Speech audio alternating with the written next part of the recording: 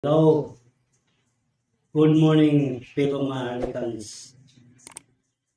This is how I call you. And this is how the Apo wants to call you, Maharlikans. I am now on the fourth series of my blog, which I intend to explain what is that global debt facility and that global collateral assets. Sa panahon ng kasagsagan pa ng digmaan, si Marcos ay uudi man sa Alpha Omega ay tinawag sa Santo Papa to make a plan para maibsan ang kahirapan sa giyera. 1944 pa, he formulated a plan. And this plan was to gather all nations of the world to have their country, the resources, gathered into one. Para siyang first collateral agent. Siya ngayon kasagsagan pa ng digmaan, 1944. Siya ngayon ang naging ahente ng global collateral asset. Ito ay lahat. Kung pupunta ka ng bangko, ano ang karaniwang tingin sa'yo? Diba? Collateral? Yun din. Binuwang World Bank ni Marcos out of that collateral asset of every nation, meaning the country's land resources ay nakataya para magbuo ng global asset, collateral asset. Kaya noong 1945, fully operational na ang World Bank. Kaya, nagkaroon ng World Bank Credit Debit Facility. Ang lahat ng mga bansa na apektado o di apektado, nagsabit ng pledge of their, baka kung ako, nag-pledge ako ng property ko. Lahat ng resources sa bansa, i-pledge nila. And that's why this global debt facility was established. Ito ay naklarit nila na si Marcos ang custodian sa global facility, debt facility. At siya din ang custodian ng global collateral asset. So, dapat maintindihan natin na si Marcos ang nag-facilitate niyan. Ito namang mga kampo ng demonyo, mahilig sa copycat o para bang Xerox. Inangkin nila. Pero, they acknowledge the custodial Marcos is the custodian of the global facility, debt facility. Ngayon, inangkin nila. Nag-manage ang United Kingdom, ang US at saka France. Di, okay. Nagtayo sila ng, tumali pa yung Gold Commission ng US. Anong Gold Commission? Niwala kang kayong katiting na ginto. Ha? Remember, your country, continental USA, continental Europe is virtually gold-less. Virtually yan. Pumunta kami kasamang guardians doon sa mining ng US. Somewhere in Wyoming o Nevada. Ang gold mine nila doon, alluvial, kinakailangan mo ang microscope, makita mo yung alluvial gold. Kaya, dapat hindi siya nakisali. Totoo namang malanggit to ang Amerika. Patunayan ko. At wala silang resources na ginto. At nagtayo silang ipinayo nila ang foundation divine to manage those collateral assets set up by Marcos, to manage those global debt facility. Ngayon, dinideny na si Marcos, hindi. Thousands of blogs, thousands of videos na nag-declare at si Marcos ay totoong custodial ng global debt facility. Pero, i-deny nila yan. So, probability sa statistic pa, thousands against one. Especially lang yung Rappler, one. So, ang probability, yan, sinasabi ko, gustong baguhin, gustong duplikahin ang lahat ng gawa ng Diyos. Kaya, ganito ang nangyari sa atin. And that global debt facility is being abused. Those who runs against the policy of the governing three strong nations. Wala kang mangyari. Inaabuso yan dahil tao ang nagtatag. Inaabuso nila ang global debt facility. Lalo na yung Amerika. Once the global debt facility of a certain nation, gusto nila ang asset. Kaya, nagsabi ako ngayon, pag kumakalaban ka kanila, military coup, military takeover. Tulad kay Gaddafi, ang nakalaan doon sa kanya, ang lupa at ang oil. Vast resources yung oil eh. Kaya, tinatay si Gaddafi eh. Tingnan mo ngayon ang Libya. Wala na. Tingnan mo ngayon ang ibang country na nilusob ng Amerika. Ano nangyari sa ekonomiya nila? The loss or their assets. So, yung foundation divine na nagmamanage, ano foundation divine? May foundation divine ba na may existence no for 50 years? May foundation. Foundation divine, pag sinabi mong ganyan, sa God Almighty yan. O baka naman ibang foundation divine, ibang Diyos. Kaya, kayong mga doers of evil, kayo ang nagduplicate. Kayong mga surrogate of, hindi ko lang sabihin kay Satan, dahil sa totoo, ang Satanas na leader ninyo ay nakakulong doon sa bottomless pit. Doon sa impyerno, hindi pa palabasin ng Diyos yan hanggat sa araw ng paghuhukom. Kaya lang, dito sa mundo, the surrogate of Cain. The Cain is ancient son of Adam, unforgiven. He murdered his brother Cain.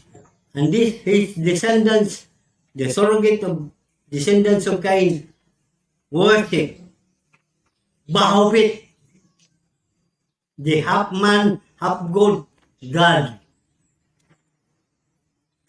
They revered as Glauco. Sila ang forces ng surrogate of Satan here. Kasi wala sila sa surface. Wala sila. Dahil nakakulong ang Satanas. Ngayon, sila ang kumakalaban sa Panginoon. Kahit si Caiaphas ay membro nila. Kaya, pinaghahanda na ito ni Kristo. Nang mamatay si Kristo, nakahanda na niyang piliin ang mga tao niya. They are living Israelites of the new vineyard. Doon sa pumunta, selected niya ang 144,000 men. And these are guardians. 144,000 men untouched by women. Walang kasalanang makikita sa kanilang pagsasalita. At saka, they are the first to experience. Dahil tao sila, they experience life eternal. Incorruptible body na yan. Kaya, kung gusto lang magpakita sa tao, karaniwang tao, malinis ang puso mo. Yan ang handler namin. Yan sila nag-handle. Sila ang mga guardians of the wealth of God. Kaya, ang ginawa ni Marcos, tinuduplicate lang. Inaangkin. Yan sila. Sabi naman ng Marcos, nagawa ko nga sa kasagsagan ng gera. Ngayong peacetime na 45, operational na ang World Bank. Anong ginawa ng mga descendants ni Cain? The dream of Cain is to retake all in the world of his birthright. To retake all these earthly things as his birthright. Kaya, kahit man ancient, hindi niyo pinaniniwalaan, pero mangyayari ang totoo. Dahil na marami siyang descendants, marami siyang followers, na siya ngayon ang nanggugulo sa mundo. Kaya, hindi natin masabi na ito ngayon, i-deny nila na si Marcos, kabibig mismo ng presidente, sinabi sa amin yan. Sabi niya, I was told, my attention was called ng Pope in Rome. Siya ang OOD. Kilala siya ng Papa. Siya ang OOD ng Alpha Omega, Overseas Operation Division. Yan ang meaning ng OOD. Minsan naging OOD din ako. Kaya, gusto kong maliwanagan kayong mga Maharlikans. Ito nga, mga Pilipino kayo. Pero hindi gusto ni Marcos na tawagin kayong Pilipino. Dahil barod lang yan. Ibinigay lang ng kredito sa Barbarian Spain. Sa hari. Tayo'y pure Maharlikans. Darating ang panahon, baguhin ang lahat. Kita mo? Yung Maharlikans lang na flag, yung Maharlikans lang na national anthem, wala. Yung flag natin, Masonic, inspired yan, ang disenyo yan, apron nila. Ang bayang mag-iwi na yan, Masonic inspired. Ang sinaunang national anthem natin, na kinakanta pa ngayon, doon sa base ng Alpha Omegans, ay Land of the Morning.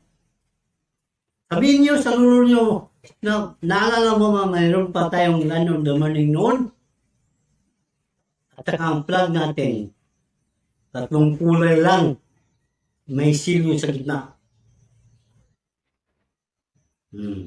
Yan ang totoo. Pero dahan-dahan ang inalis. Yung national anthem natin. Matandaan ko pa yung lola ko, kapatid ng lola ko na nasa Amerika noon, kinakanta pa niya ang Land of the Morning. You see? This is the land of the morning. Sons of the sons returning. Babalik din sila. Nawala sila sa mundong ibabaw. Pero babalik sila. They're just in the gully, in the alley of this world. Kaya, deny the existence, the contribution of Marcos in the World Bank at pinararusahan pa yung World Bank employee dahil siya ang cause ng he is the cause of the week. Bakit mo ayaw aminin? Ngayon, siya palang custodial. Siya ang unang naging collateral agent noon sa mga bansa. Noong 1944, kasagsagan pa ng digmaan, ginawa na ni Marcos yan. At yung 1945, yun ang operational na. Nilikom niya lahat ang mga bansa na may resources. At yun ang pasimula ng debt, utang na pasilidad. Meaning to say, na-encumbered din yung mga lupa ng mga bansa, mga resources. Yun. Iyan ang ibig sabihin niyan, collateral. Collateral. Ngayon, kaya nga, kung pumunta ka ng bangko, ipresenta mo ang collateral mo para maging marilis yung loan mo. Yan din ang bababasihan ng pahiram ng World Bank. Kaya yan ang katotohanan na tayo, si Marcos ay talagang nag-facilitate. He is the OOD, the Overseas Operation Division. And sadly, everything was been denied. Everything was been carbon copy. Mahilig naman ng mga surrogate of kain na duplicate. I-duplicate nila ang gawa ng Diyos. Alam mo kasi, walang alam ang mga descendants ni Cain. Si Satanas, nakapriso man, nakakulong. Walang alam ang descendants ni Cain. Kung ano ang plano ng Diyos. Pero ang Diyos, kahit patak ng dugo, na plano nila, alam na ng Diyos. Kaya yun, naging instrumento ang Ferdinand Marcos sa creation of the World Bank. Kaya huwag niyong i-deny. Dahil mismo sa bibig ng Pangulo, mismo sa bibig ng Apo, sinabi niya during our sit-in training. Kaya, yan ang totoo. Kahit nga tawagin kayo ng Pilipino, sabi na, ayoko mang tawagin kayo ng Pilipino. It is you who are the real Maharlikans. So, yun. Walang pwedeng i-deny yung mga kinopya ng demonyo. Yung mga kinopya ng tayo pa sila ng Foundation Divine, good for 50 years. May term limit ba ang Panginoon? Kawawa ka naman. Ay, ibang Panginoon niya yan eh. Kaya, noong 1995, nag-end ang Foundation Divine. Ay anong nangyari nung kasunod ng taon? Global financial crisis. So, ibig sabihin yan, kaya nga, nung buhay pa yung Apo, sinabi niya, it is imminent that the world will suffer global economic collapse. Sabi namin, kailan yan, Apo? 2008 siguro. Pero hindi yun nangyari. Pero mangyayari yan. Sabi ko, 2005 siguro. 2025. Sa totoo lang, ang rule ni Marcos ay napaka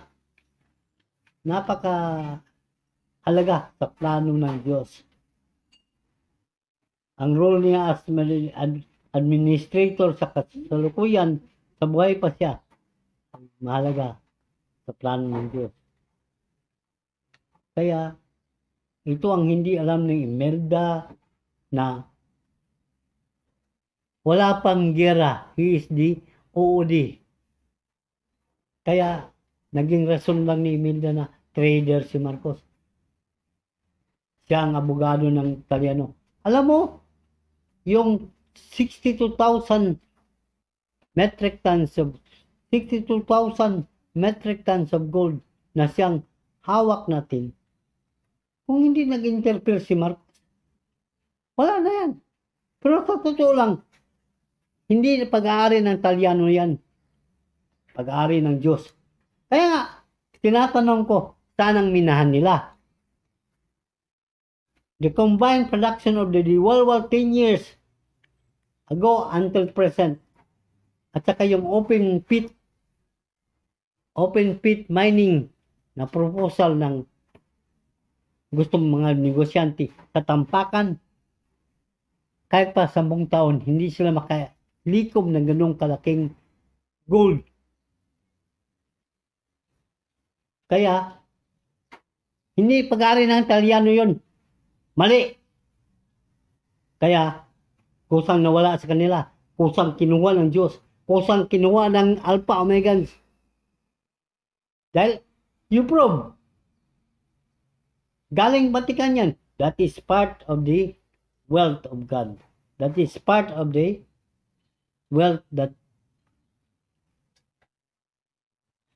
pinalabas lang, hiniram ng Vatican. Pero that is part of the wealth of the early Christian. Hindi sa mga haring Italiano. Hindi. Tanatanong ko nga saan ang minana sa Cebu? Because this Italiano family claims to be rooted at Cebu. Alam namin sa geological survey, ang Cebu is rich of copper. Yung Atlas Mining, copper man yun. Kaya, copper contains gold. Very maliit lang. Pero magkakatutuyo na at least same level kung mahukay nila yung isa pang site sa Mindanao. Kaya, ipinakita sa Guardian sa akin ang saan pa ang site. Yun ang pinakasentro ng Eden. Kaya kung hanapin mo sa satellite mapping nila, yun ang mother lode. Hindi, kasi gaganyo ng pada ng Guardian ang beaming ng satellite nila. Satellite mapping nila. Kaya, mawala kagad. Alam mo, itong Guardians, kusang ginawa ni Kristo, pinili ni Kristo para subaybayan ang mga anak ng Diyos dito. Subaybayan ang galaw ng tao sa mundo. Ako lang, may handler man ako ng Guardian.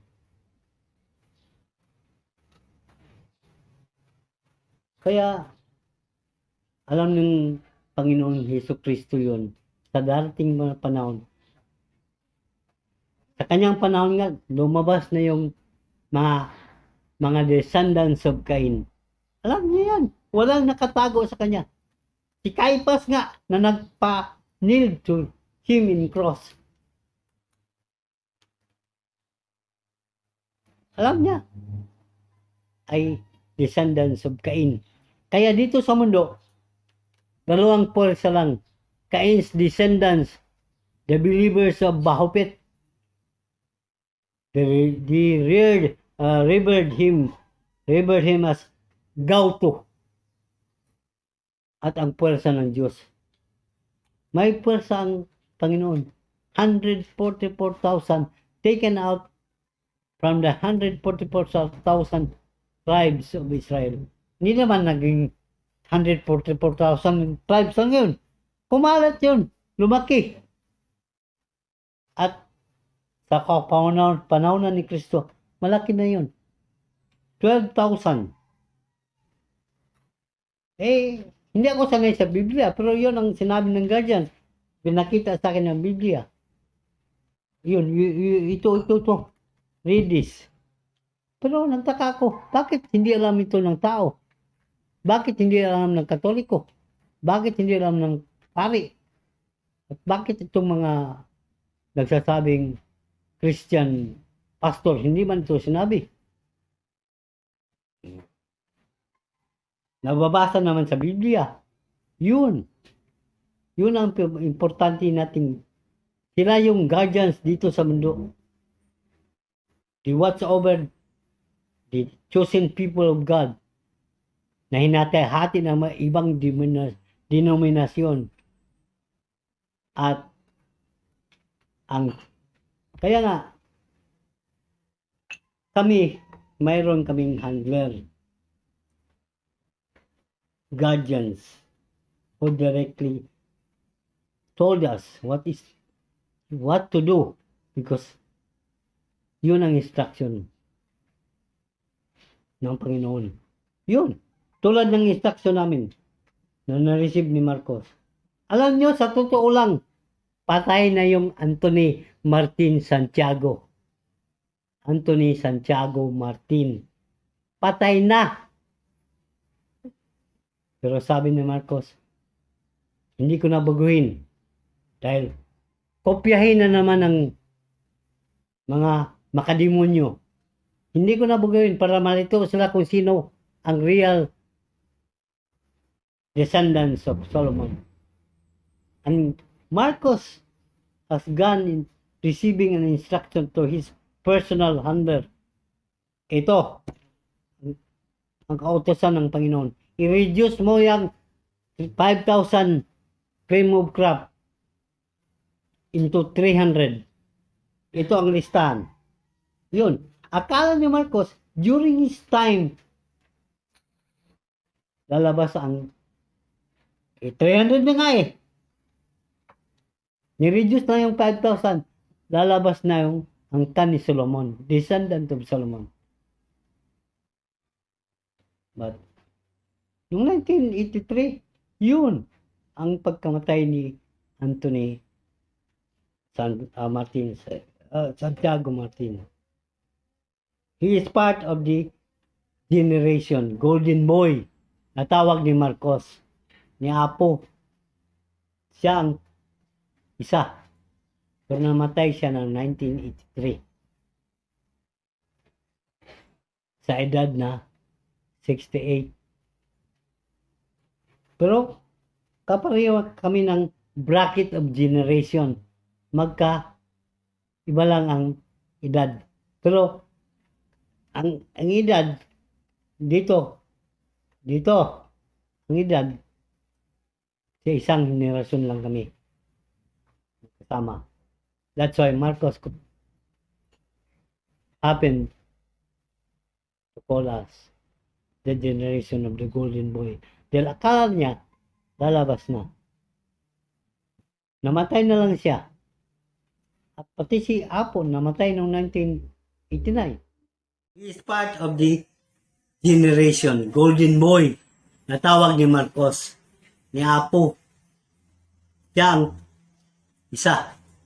Pero namatay siya ng 1983. Sa edad na 68. Pero kapareho kami ng bracket of generation. Iba lang ang edad. Pero ang edad dito ang edad sa isang henerasyon lang kami kasama. That's why Marcos could happen to call us the generation of the golden boy. Dahil akala niya lalabas na. Namatay na lang siya. At pati si Apo namatay noong 1989. Hindi talaga nangyari ang ina-expect niya. Kaya sabi niya sa buhay pa siya, I will not change everything what has been written. Pabayaan kong malito malito yung mga duplicator natin. Ha? Yung mga descendants ni Cain. Bayaan natin malito kung sino sa inyo. Di, kahit sino sa inyo, ang ninyo. Pero, sa 300 new frame of craft na ibinigay sa akin ng instruction ko na handler, ayun, nakasulat. Pero yun din ang pagpipilian. Kaya, yan ang totoo. Ang hinahanap nilang Anthony Martin Santiago ay namatay noong 1983. Alam mo, may isa pang hindi alam ng tao. Kasi nakikilang din ang US Gold Commission. Ano ang Gold Commission? Ang Amerika. Mayroon ba kayong ito? Nanghiram kayo noong 1770. Nanghiram kayo ulit yan ng pinarinyo noong 1880. Yung 1770, bago pa lang kayong created republic. Kaya ginagarantiya ng British Empire. Ang hirap nyo. Pinarinyo kayo. O, nirinyo. Nasa article ko yan. Kaya, basahin nyo.